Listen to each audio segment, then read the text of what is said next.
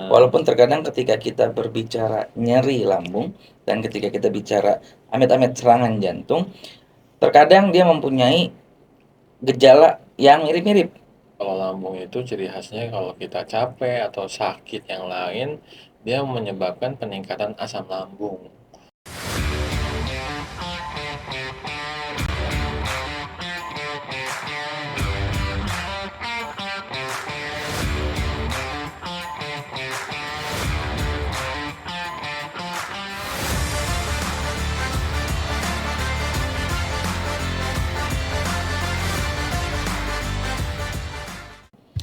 Assalamualaikum warahmatullahi wabarakatuh. Waalaikumsalam warahmatullahi wabarakatuh. Balik lagi di Oto, Odok, obrolan antar teman dokter. dokter. Oke, gue dokter David. Gua Dr. Wildan. Dan setelah sekian lama ya, Ya. terus saya sekian lama kan, ada yang baru. Baru. Baju juga baru juga. Nggak apa-apa ganti-gantian. Iya, Ya, iya. kita coba bikin suasana baru. Oke, Jadi kita membahas apa nih? kita akan bahas mengenai odok. Otot. Udah dong. Kita akan bahas mengenai sakit perut. Sakit perut. Itu sakit perut itu sering membuat gelisah juga selain demam ya. Sakit perut pada anak, pada diri sendiri, ini sakit apa? Kenapa kok Sakit tiba-tiba? kok tiba-tiba? Sakit terus-menerus? Perlu dioperasi nggak? Gitu. Cukup minum obat cukup nggak? Atau nggak perlu minum obat cukup nggak? Mari kita bahas itu. Jadi sebenarnya kalau kita bicara sakit perut, definisinya dulu nih. Sebenarnya sakit perut apa sih? Nah, sakit perut apa? Sakit perut, rasa tidak nyaman Ya. atau nyeri di area bawah dari dada sampai ke area pinggul. Itu sih definisinya Iya. secara General. seperti itu, secara umum seperti itu. Ya pokoknya di bawah dada, ya kan? Sampai panggul. Panggul. Yang bisa disebabkan karena macam-macam. Jadi nggak cuma di usus aja tuh. Iya. Dari lambung bisa, habis itu dari kandung empedu bisa, Iya. habis itu bawah lagi ada ginjal bisa, kemudian kandung kemih bisa, Organ apalagi ya? reproduksi bisa. Terutama perempuan tuh biasanya tuh perempuan. Nah, nanti kita akan nyeri perut itu, sakit perut itu dibagi menjadi 4 bagian ya, Dok ya. Secara umum 4 bagian. Secara umum nih, sebenarnya ada yang 9 bagian. Ada yang 9 bagian. Cuma terlalu medis bahasanya. Iya, betul. Kita akan bahas yang general itu secara 4 bagian. 4 bagian. Nah, kalau perut kita di garis, itu ada 4 bagian tuh. Kanan atas, kiri atas, kanan bawah, kiri bawah. Oke. Dan secara general itu rasa sakit perut itu harus dibagi sesuai dengan organ di dalamnya tuh. Nah, di kanan atas apa aja tuh? Di kanan, di kiri atas ada apa? Nah, kan kalau kanan atas itu ada hati, ada kandung empedu. Lalu kanan bawah ada usus juga kan? Udah usus besar, usus kecil. Kanan bawah pun sama, ada usus besar, usus kecil, cuman yang lebih dominan ususnya. Nggak ada hati tuh di kanan bawah tuh. Betul. Nah, kiri atas ada limfa, pankreas. Ujung dari si hati juga masih ada tuh. Dari hati ada juga. Di kiri. Sebagian besar lambung juga situ ya. Iya. Lambung juga dari situ. Usus juga ada. Sebagian besar lambung memang tuh yang paling dominan ya. Dominan di situ. Karena huruf J dia kan. Jadi dari tengah ke kiri. Hati ya ke kiri lambung. Nah, kiri bawah itu usus juga. Ya, usus. Baik usus besar ataupun usus kecil. halus.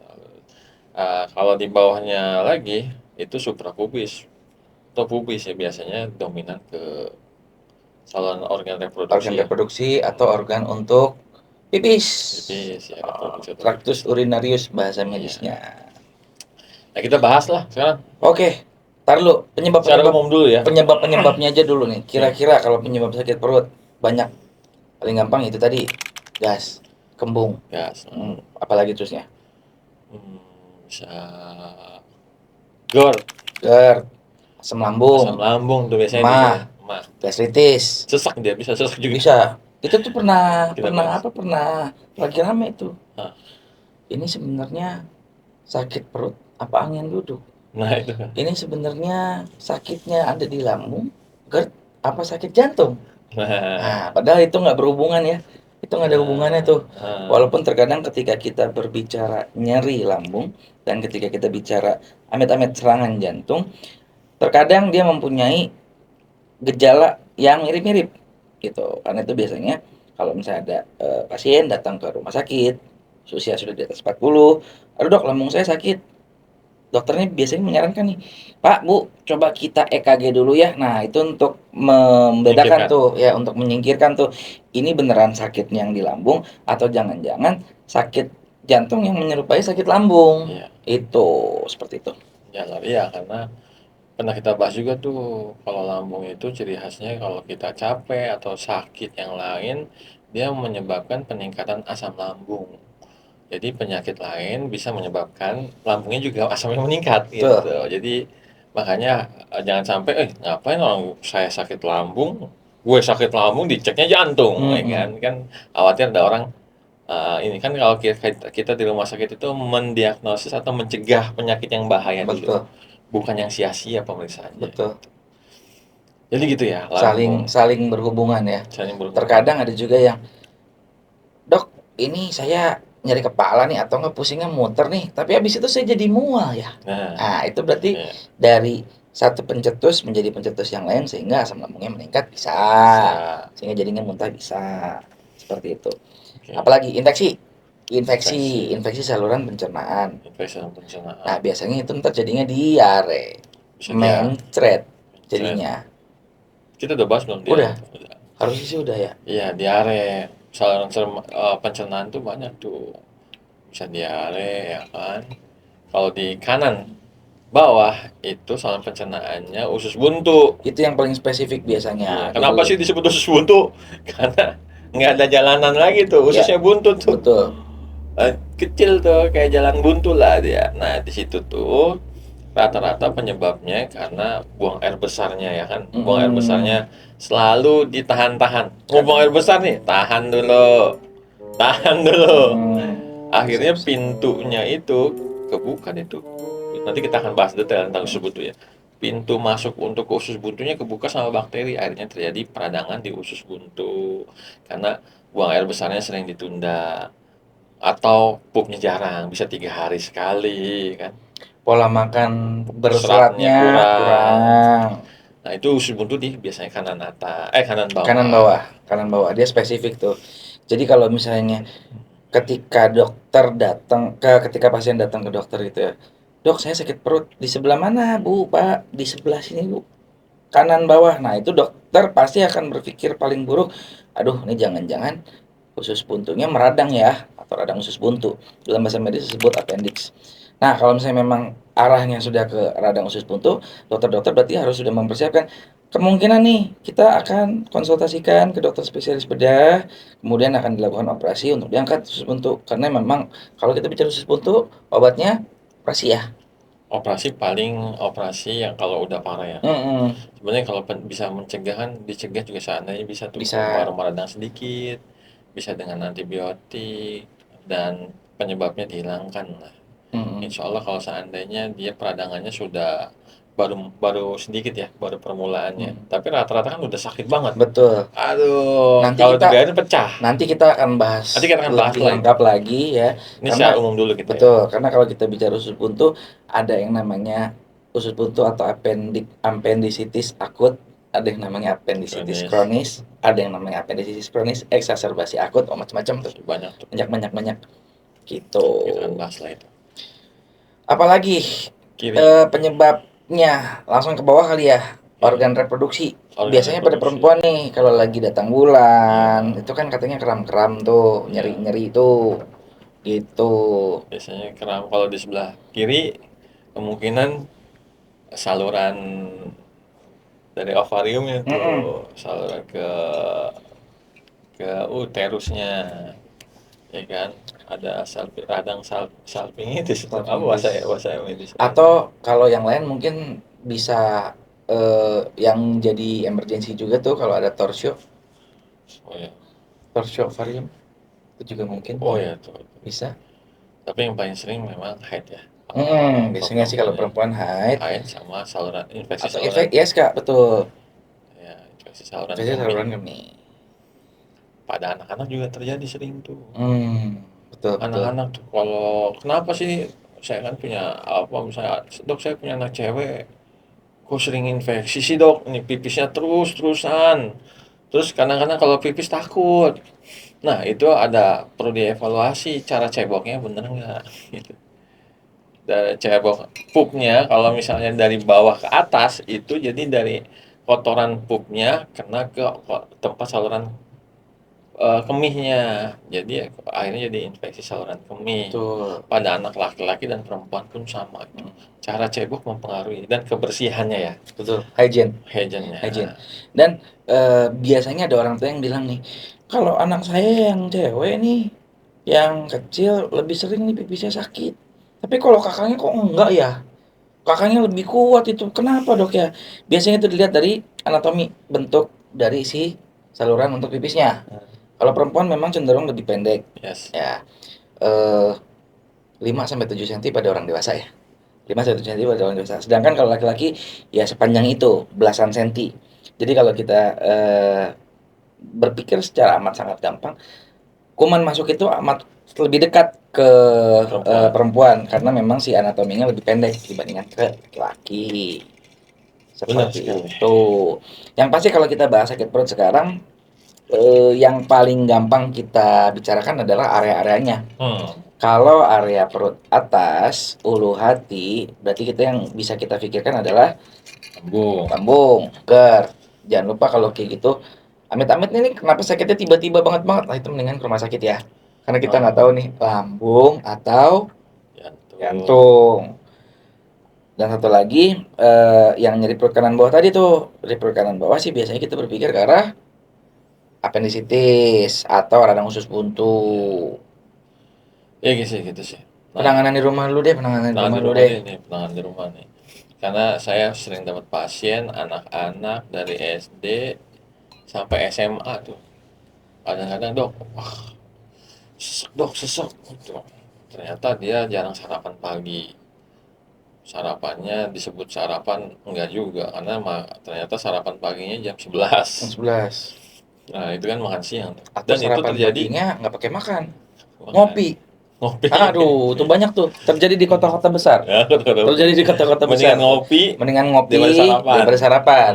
Nanti kalau misalnya sarapan ngantuk dok, nggak bisa kerja. Mendingan kita ngopi aja. Iya. Ngopi-ngopi. Utamakan kopi, ojo guru mikir cinta.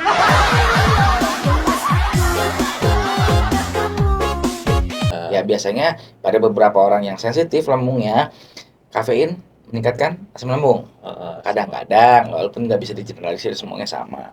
Seperti itu. Iya, makanya itu pada anak-anak itu seringan asam lambung ya, karena sering makan telat dan itu berulang. Bahkan sarapan nggak pernah tuh. Kadang-kadang nggak ngeh dia bahwa ini penting banget. Udah ngerusak lapisan dinding Lambung. dan lambungnya. Makanya sarapan itu penting tuh. Dan nyerinya itu ciri khas dari ulu hati ke sebelah kiri. Dan kadang-kadang kalau udah parah dia kalau ditekan itu ada apa? Ada kayak otot ya, ada massa atau apa bahasanya tuh. Ditekan keras. Ditekan. Awat tuh, Betul, wah betul. ditekan keras banget. Jadi Ada apa nyeri nih? tekan epigastrik. Heeh. Iya, jadi Kejang itu area itu area itu kram. udah kram dia tuh. Nah itu pada anak-anak sering sih. Makanya tolong orang tua diperhatikan anaknya. Kalau dia nggak mau sarapan, oh ya minimal maksudnya masuk makanan lah. Nggak usah banyak-banyak, cuman ya kita takar lah. Misalnya 10 suap nasi ya kan. Banyak Atau dong 10 roti. suap kayak makan siang gitu. Iya, cukup lah 10 Jadi suap jadi roti. pada dasarnya kalau kita bicara lambung, lambung itu didesain untuk bekerja terus-menerus. Bagaimana? Bekerja terus-menerus. Jadi pada orang-orang yang sudah mungkin kena GERD, frekuensi makannya biasanya diperbanyak dengan porsi makan yang dikurangi. Jadi makan-makan sedikit tapi sering. Itu penanganan untuk di rumahnya. Kemudian dikompres dengan air hangat di area yang nyeri. Minum cukup air putih. Terkadang ketika kita dehidrasi, tubuh kekurangan cairan, kadang-kadang lambung berpikir apalagi yang harus kita healing. Seperti itu. Asam lambung jadi cenderung lebih cepat meningkat karena terlalu kental daerah situ, kemudian menyebabkan nyeri, menyebabkan bikin gas juga. Terus kayak pedas, minyak, soda itu juga kadang-kadang bisa mempengaruhi juga ya, Memperparah. memperburuk kondisi. Kenapa kayak gitu nih? Maksudnya teman-teman harus tahu juga seperti yang dikatakan Dokter David. Karena kalau lambung itu memproduksi asam lambung sama gas lambung, dan asam lambung ini selalu diproduksi, ya kan? Terus menerus. Ada makanan mau nggak ada makanan terus Betul, menerus. betul. Kalau ada makanan dia ngegerus makanan. Kalau nggak ada makanan dia akan menggerus dinding lambungnya. Makanya itu penting untuk mengisi lambung dengan makanan. Tapi jangan salah makanan atau minuman. Ternyata yang diisi soda yang sifatnya sama menggerus juga. Menggerus dan menambah gas. Nambah gas. Nambah gas. Akhirnya belum makan, nggak ada yang digerus, lambungnya lagi digerus sama asam, Ditambahin lagi. ditambah yang lain, tambah menggerus. Gitu. Bisa langsung masuk UGD karena nggak bisa diobatin. Sakitnya melilit ya. Iya. Mau dibahas Seperti sakitnya tuh? Bentar. Oh iya. Kalau kita bicara sakit di area perut, kita juga bahas kayak nyerinya sebenarnya kayak apa sih? Apakah tumpul? Nyerinya nyeri tumpul seperti di apa kalau tumpul tuh? Ditindihin orang. Nah, seperti tindih. Atau nyerinya tajam, kayak ditusuk gitu. Atau nyerinya kayak kram-kram, misalnya kaki kita nih habis beres olahraga kan kram tuh. Tapi itu kok adanya di perut ya? Nah, seperti itu. Banyak macamnya. Banyak, tapi Jadi kalau kita breakdown, mungkin nanti kita akan bikin lagi tentang sakit perut tapi lebih spesifik. Iya. Kalau sekarang kita akan bahas secara general seperti dulu ya. itu. Oke, kita akan bahas nanti. Langsung masuk aja kali ya. Oke. Mitos dan fakta. Oke. Seperti biasa. Oke, yang pertama. Sakit perut karena makanan. Gimana tuh, Bro? Ya kalau benar juga, kalau Bisa salah ya. makan. Bisa ya. Bisa ada kemungkinan itu walaupun bukan penyebab utama. Penyebab utama. Asam lambungnya udah tinggi, makanannya pedes. Betul. Terus ciki-cikian. Belum Belum makan. Atau aduh aus panas-panas nih enak minum soda, belum makan apa-apa. Lagi tren misalnya minuman tersebut, kenal lah lambung. Bisa. Yang kedua, kalau ringan kayaknya nggak usah diobatin deh. Nah, ya. Ntar juga hilang sendiri. Siap, benar. Tapi yang pasti sih itu perlu kita waspadai juga. Apapun penyakitnya, ringan maupun sedang maupun berat, kita harus atasi segera gitu. Minimal dengan tips nanti yang kita kasih tahu ya. Tipsnya tadi udah ya? Udah yang tadi. Minum air di rumah dulu, ya kan? Minum teh herbal. Yang paling mudah sih air putih, Air hangat ya. Terus kalau bisa nyemil langsung, dan nyemilnya pun makanan yang mudah dicerna. Betul. Jangan nyemil daging. Tambah meningkat tuh. Cemilannya apa? Stick gitu ya. Lebih banget cemilannya stick, keren. Emang apa sih nggak boleh? Sombong amat. Bisa makanan yang mudah dicerna, roti, ya kan, dan lain sebagainya. Apa? Itu udah bahas ya itu ya? Ya, makanannya. udah pernah. Itu kalau di pas diare. Ya. Di berat. Nanti coba cek link di atas ini. Ya. Klik. Baca tentang apa? BRAT. Ya, BRAT. Makanan untuk orang-orang yang diare. Diare. Kemudian, Dok, katanya sakit perut nggak semua orang bisa kena, cuma beberapa orang doang nih. Hoax loh. Semuanya bisa kena ya. Semuanya bisa kena. Di lapisan masyarakat apapun, dengan berbagai makanan yang seperti apapun, usia apapun. Bahkan paling sering itu ibu-ibu kalau tahu nih punya anak bayi, itu anaknya kalau setiap pagi kentut tuh. Atau burping. Ya, burping. Kenapa itu? Karena pas dikasih air susu, air ASI atau susu, dia mengeluarkan gas. Atau kentut. Itu coba cek. Itu berarti lambungnya asamnya meningkat emang. Gasnya meningkat. Makanya cairan ataupun makanan itu penting di setiap pagi. Segmen terakhir kita adalah kira-kira kapan sih harus ke dokter? Nah, itu dia. kapan ya? Kapan masuk dokter? Kalau ini feeling masing-masing ya. Iya. Tapi kalau dari saran kita, kalau kita udah nggak bisa ngatasin sendiri, dan gelisah, konsultasi ke saudara yang dokter. Ya, Gitu itu kan. itu paling minimal itu. Nanti konsultasi dulu kalau dianjurkan langsung ke rumah sakit. Ya, Oke. atau nyeri perut hebat, ya, nyeri perut hebat yang terjadi tiba-tiba. Yes.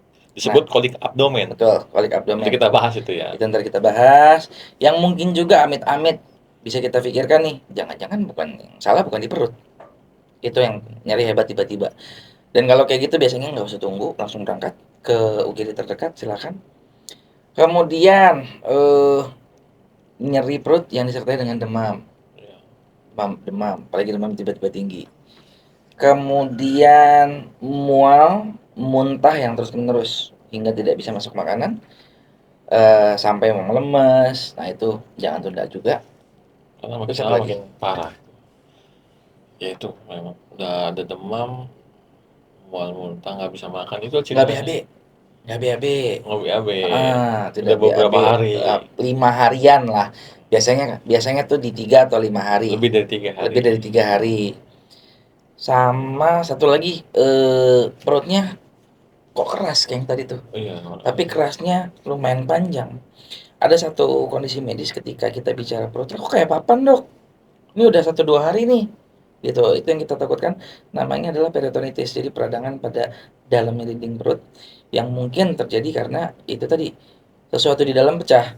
Yang paling kita takutkan adalah kalau kita bicara appendicitis, kita bicara radang usus buntu itu meradang sampai di satu titik sudah tidak mampu lagi pecah, dokter. Seperti itu. Ada lagi bro? Cukup sih. Cukup ya? Sementara ini. Itu secara umum ya. Itu secara umum. Kita akan bahas secara detail. Nanti kita bahas lagi ada subbab-subbabnya. Kalau ada Saran ya. saran ya, boleh langsung diketik aja kira-kira kita mau bahas yang mana dulu nih. Seperti itu. Kritik dan saran kita terima, nanti kita akan perbaiki secara bertahap dan kita akan coba jawab pertanyaan dari teman-teman yang di YouTube, IG maupun TikTok ya. Ya coba komen. Terima kasih. Kita tutup aja kali ya. Oke. Oke, jangan lupa subscribe, komen, dan like juga. Kemudian kalau misalnya memang ada kritik, saran, langsung tulis di bawah aja. Gua Dr. David. Gua Dr. Wildan. Assalamualaikum warahmatullahi wabarakatuh. Mudah-mudahan bermanfaat. Oke.